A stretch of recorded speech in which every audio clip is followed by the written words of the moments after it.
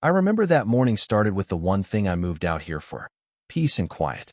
I had just poured myself a cup of coffee when the front gate flew open like the FBI was raiding the place.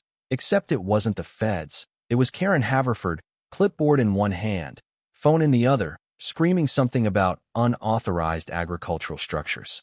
Thing is, she had no idea she'd just stepped onto the edge of an active DEA surveillance zone, in the middle of a month-long federal sting operation. The barn she was pointing at?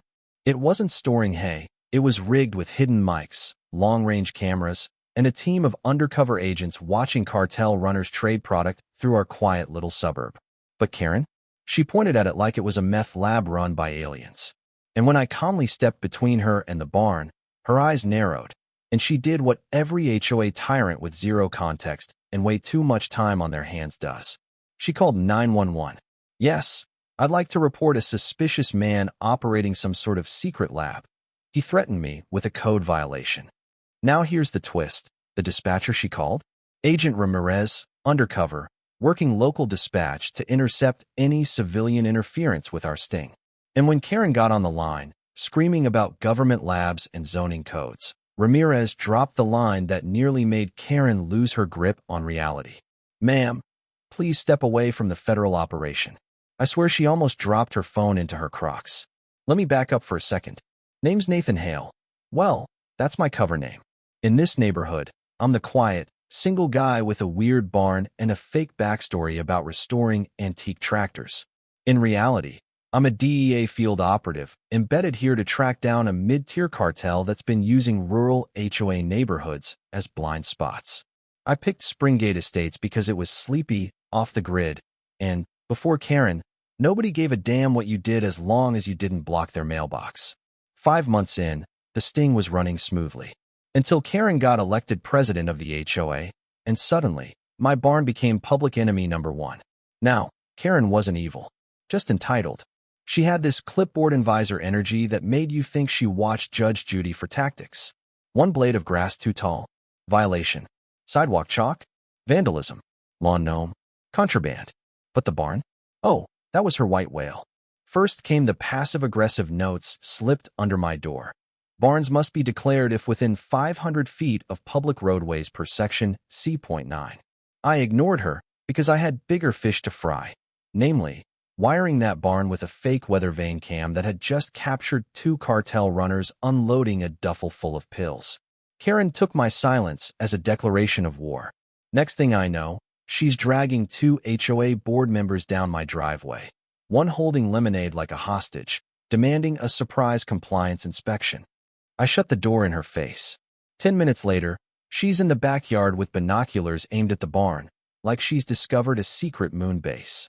But the 911 call, that was the moment I knew we were headed straight for disaster. Because while Ramirez could reroute the call, she couldn't stop Karen from posting about me and my suspicious barn in the HOA Facebook group. That post, it caught the attention of someone we hadn't accounted for, a real sheriff's deputy not in the loop who decided to do a friendly drive-by. 15 minutes later, I see red and blue lights rolling down the gravel road. Karen beams. That's him, she shouts to the deputy. He threatened me when I tried to inspect his lab. The poor guy, clearly expecting to walk into a meth den, steps out, hand resting on his belt. I flash my badge. DEA. This barn is part of a federal narcotics investigation. Her post just triggered 3 cybersecurity protocols. You're standing in a surveillance zone. Karen freezes. The deputy blinks. You're what? DEA, I say again. And if she doesn't step back, I'll have to detain her for obstruction. Karen storms off, muttering about lawsuits and news crews and how this isn't over. Spoiler, it wasn't. Because Karen, in all her glory, planned a bonfire. Community Unity Night, she called it, complete with flyers, cupcakes, and a speaker setup. And guess where she planned to host it? Yup, 20 feet from the barn, on the exact night the cartel was scheduled to make a major drop. I sat in the barn that afternoon as Ramirez slid open a panel near the back wall. Cartel's moving the drop up, he said. Karen's Facebook post spooked them. They think they're being watched. So now we had cartel trucks en route, neighbors roasting marshmallows, and Karen handing out flyers like she's running for HOA President of the Year. That night, the whole neighborhood was buzzing. Kids playing tag. Retirees setting up lawn chairs. Karen, in her rhinestone flip-flops, stood on a plastic cooler with a megaphone, preaching about transparency. 8:43 p.m. Two black SUVs turn onto the street. Cartel muscle. No plates. Ramirez whispers in my earpiece, "They're here." But before we could execute the sting, a kid lit a string of fireworks. The cartel guys panicked. One reached for a weapon. I hit the signal. DEA agents dropped out of cover like ghosts from a picnic. Two tackled the first guy near the grill. One burst from a folding table with a taser. Chaos. Screams. Karen? She ran toward the barn. She yanked the side door and triggered the drone net. A high-speed mesh launched from the frame, wrapped around her mid-stride, and brought her down like a deer hitting a tripwire. A neighbor caught the whole thing on video. Within hours, it was viral. Karen versus the government. Net wins. The fallout? Even worse than we thought. That apple pie she gave me earlier? Hidden camera baked inside. Live streaming. Her emails? Showed she'd contacted a law firm linked to cartel shell companies, trying to protect herself legally in case she was sued for HOA overreach. Karen, unintentionally, had become a double informant. Obstruction of a federal operation. Unlawful surveillance. Interference with DEA. We charged her.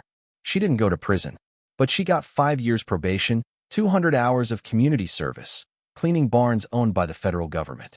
Yup, the barn she hated most? Now officially DEA property. And Karen? Assigned to scrub it every weekend. She showed up in her old HOA visor. An agent made her take it off. On the wall, we made a scoreboard. Karen's attempts to control/actual outcomes. Let's just say she wasn't winning. 2 months later, I got a letter. No return address. Inside, I, Karen Haverford, request a presidential pardon and permission to start a new homeowners association in my facility. Attached, a flyer for prison HOA Weekly. Her cellmates apparently voted her president. I laughed so hard, I spilled my coffee. Some people never change, but at least now, she's finally got a clipboard that matches her reality. So let me ask you, was Karen just nosy? Or did she genuinely deserve what happened? Should regular people have the right to question authority, even when they have no idea what they're walking into? Let me know in the comments. And if you've ever had a run-in with a neighborhood Karen, I'm all ears. Don't forget to like, subscribe, and share this with someone who needs a reminder. Not every barn hides hay.